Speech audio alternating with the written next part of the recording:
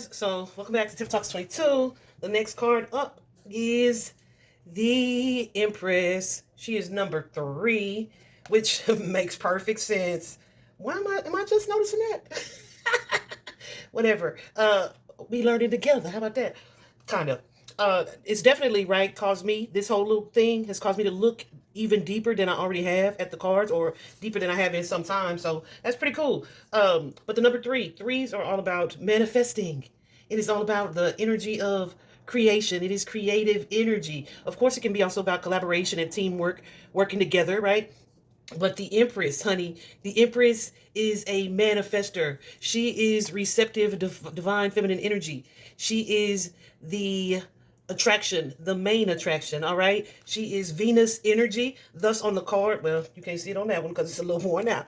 Thus on the card, you see at the bottom here, this heart with the Venus symbol engraved in the heart. And Venus is all about love and beauty, money, and creative energy. You see how she's sitting there with her gown on, her blessed gown, with all the pomegranates on her gown. Again, we've spoken about pomegranates before. I don't remember which card that was. It could have been, oh, it was the High Priestess, I want to say, the one right before this. But pomegranates are symbolic of fertility, femininity, prosperity, blessings, right? So that's pretty cool. The Empress, guys, the Empress is, let me show you on this card. She also has, I want to show you that, she's got, you see the crown on her head with the 12 stars, the 12 stars representing the zodiac. I wanted to show you this variation as well. This one, they don't have pomegranates on her outfit, but they did include the Venus symbol and the 12 stars on her jazzy little crown, on her beautiful fro. Isn't that nice? I love it. But then, too, you see she's posted up on these pillows. They did include the pillows here. And these crystals, this quartz crystal energy all around her. Definitely the energy of plants, trees, because traditionally she's in the forest here. So there's that energy of a connection to earth, right? It's giving Mother Gaia type of energy. And speaking of the mother energy here, on this particular deck, you see they actually had some other decks too. I have another one where she's in her energy, but she's also pregnant, right? So I use those. It's pretty interesting. I don't use those decks very often, but when I'm guided to use those decks and this card comes out, I'm definitely going to include that, okay, somebody could be expecting, right? They could be pregnant. But that is the energy of fertility. It could be pregnant with an idea, birthing a new something, right? But you see on her wrist here, coming out of her hair, she's got the green, the foliage, the plants. So that's kind of symbolic of her connection to the earth. And here on her shoulders, you've got the fish. Fish, yes. So that's energy of fertility and new beginnings and new starts as well, right? When we see the fish. But the Empress is the ultimate divine feminine energy. All right. This can be representative of someone who lives or is in this energy. She kind of embodies the divine feminine, right? She may be, like I said, connected to nature. Maybe a mother. This is definitely my mother, baby mama, wife card energy.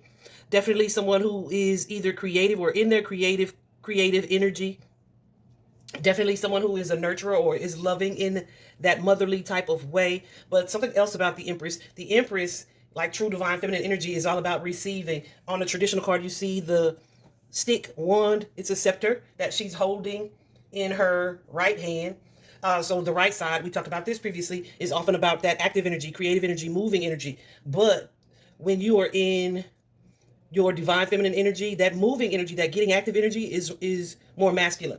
But the energy of receptivity and receiving is this feminine energy, right? Now, let me be clear about this. Just because you are a woman, just because you wear a dress, does not make you an empress. Period. I just want to be clear about that, because that's something that used to annoy the heck out of me. Like when I'd be watching readings or whatever and listen to the woman describe this empress and what's happening, and then you go and you're reading the comments, people are like, I knew it. I know. No, baby. The empress don't really have to tell you that's who she is. She don't have to tell you that. She exudes that energy, right? This is somebody who is not chasing anything because they or she understands that her energy is powerful enough to manifest, to create, to attract, to draw to her what it is that she wants to create or what it is that she needs, right? Yeah, this is somebody who would rise above competition. They may be good with children, but people are going to be drawn to this person's energy. It may be, it may be something like, I don't know what makes her so amazing, but I really like her energy, right? That's someone who is likely in that Empress energy. Something about her makes you want to come towards her, right? This is someone who is very aware of their feminine power. This is someone who practices self-love, right? So they're not chasing after any man or any other type of relationship, right? For that matter. They are going to be slow to act because they are more in the energy of receiving, right? This may be someone who kind of rejects their masculine energy, like, oh, I'm not doing no hard labor, right? And it's not that it's beneath you or you are above that, but if you're in this energy, you're not doing that, okay? She will not be getting her hands dirty. Now, this may be someone explained this way, and I've explained it to a few people in this way. When you are in this divine feminine energy, this Empress energy, so you're going to plant your garden, right? Plant the seeds. Put this vibe out there. Plant the seeds. Say we're talking about an actual physical garden. She's putting the seeds out there. She may water the grass. She may make sure it's positioned in the sun. She may come back to look at it, but she's not going to obsess over it. What else can I do to make it grow, right? The what else can I do to make it grow? That's going to be the masculine energy. She ain't doing that. She's like, okay, let me let the universe do its thing, and my garden is going to grow accordingly. So when she does come back to check on it, it's going to be blooming and abundant, right? Because she is not forcing it. She's natural. She's going with the flow because she knows she has the power, the authority, the ability to create what it is that she wants for her garden, right? So the Empress is planting the seeds. She's putting the energy out there. She's making the request. She's setting the intention, but she ain't obsessing over it. She ain't chasing it. She ain't forcing it. None of that, right? She is open to receive whatever the blessing is that the universe has for her, and she trusts that the universe is going to send it her way. All right. So when we see the Empress energy, the Empress card come out in a reading, your likely advice, you could be starting a new project, like I said, because she is birthing something. She is fertile. She causes things to grow, right? So you could be working on a new project. You could be being guided to make plans and attract what it is that you need. This could suggest to a new sense of stability or a new sense of success coming in for you, new manifestations coming in, and the need to be open to receiving. Okay, I love that. I love that energy. See, so a lot of times we, especially me, being who you are or your position, say in a household or a family, right? You are so used to being the fixer, the problem solver, the breadwinner, the one that takes care of everybody, doing all the things.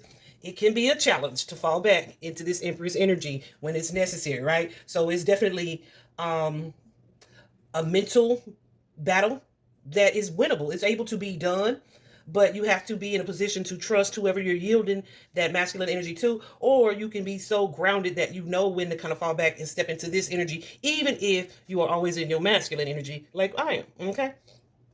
Um, so yeah, that's the advice with that. When the Empress is reversed, it's different. Okay. When when she is in reverse, this could be someone who is defensive. This could be someone who is not open to love. So they are not open to receiving, because receiving, being able to receive, being gifted something is the energy of like love. So people are able to show you love. If you're not able to receive it, you're likely in reversed Empress energy. They may be unable to receive love. They may be unable to nurture, right? Some of us come from households where our parents are not or were not nurturing at all. Raise your put a finger down if shit. Anyway, let me not digress. There could be someone, this could in reverse. She may be a little aggressive, right? And I don't mean aggressive like angry. I mean aggressive like trying to make something happen. I saw this man on threads. He was saying he was new to Texas, and he was saying that he was walking like out of the club or something, and this lady grabbed him by the back of his shirt and was like, I know you're not gonna leave here without giving me your number. He's like, what the hell? He said he wasn't used to women being that aggressive. So that's what I mean. She is a chaser. He should probably run because, the chasers may like that dynamic. Anyway, this is someone though who would be unaware of her ability to manifest love. So it's like because they don't realize it or they don't believe that they have this ability or this power or this authority in their feminine energy, they feel like they have to make it happen. So they're not trying to manifest it, they're trying to force it. They're trying to make it happen because they're in their masculine energy. This is also someone who's going to be repeating the same cycles in love. Okay? So say they tend to be the chaser in a runner chaser dynamic in relationships, and then they finally decide for whatever reason to stop chasing one person. Then they meet someone new, and 9 times out of 10, because they didn't actually get the lesson, they're going to chase that person too. So they repeat the cycle, they go through the same things. So when you are in reversed Empress energy, you may find yourself stuck in cycles like that in romantic matters. Okay. Again, the number 3 is that creative energy. It is the that sexual energy, it's sensual energy. It is, because creative is all of that, right? That's connected to that sacral chakra energy. What else do I want to say about the 3? Yeah, the energy of manifestation. Okay. So in a love reading, when you get this Empress, like I said, somebody could be pregnant. Somebody might be pregnant. If she ain't pregnant, she might be fertile. But of course, the surrounding cards are going to play an important role in how you choose to interpret this, because it could be actual literal pregnancy, or you could be something else, right? But in love, this is about someone who is actively loving themselves, and because of how they love and pour into and nurture and carry and think of themselves, it attracts love from others. This is somebody who has that magnetic type of energy. Um, don't forget that part about the high risk of pregnancy. All right. So if you see this card and you ain't trying to be a mother at the time, take according precautions. Okay. This is definitely too about the energy of love being drawn to you, right? Someone or something may be coming in for you when it comes to matters of the heart. Even if it's not romantic love, right? Just love, emotional matters, period. Somebody or somewhere from someone, you get a lot of love, or, you know, attention, attraction, desire, connection, gifts, maybe, right? So in a career reading, the Empress is going to be incoming money, maybe a money or financial gift, or an incoming opportunity or job offer. Whatever the case is, something that you do is attracting a new opportunity. Again, in divine feminine energy, this is all about receiving. So this is your reminder to be patient with it, whatever it is. Even if you learn about, oh, so-and-so is going to offer you this job, you don't go looking like, okay, when? They didn't ask today, maybe go ask me, You see how relaxed she look? Look at her elbow up. She chilling. Be patient. Don't push it. Don't rush it, because it's coming to you, because you're in the Empress energy, right? So from a career standpoint, this is about attracting money, job offers, new opportunities, etc. In a spiritual reading or a personal reading, right? This could be your advice to do something creative, maybe even to do something a little sexual, okay? But also to practice self-love, to take some time to really nurture and pour into yourself, and also ground yourself, right? Because remember, the Empress has a strong connection usually to nature, to the outdoors, to the divine, and allow yourself to connect with the divine through nature, right? So when this is more of like a spiritual reading and it's not specifically about a romantic partnership, and sometimes y'all, even in love matters, in like, I feel like the cards can give you the message where the partnership or the relationship is you and divine love, right? Not actually a physical person, which I feel like is often misinterpreted by a lot of readers because they want it to be a person so bad. And then the people in their comments are like, I haven't met anybody new. No, baby, because it's divine love. God wants you to fall in love with God, with source, with the supplier of, right? Anyway, what else do we have for our girl, the Empress? I think that pretty much covers everything.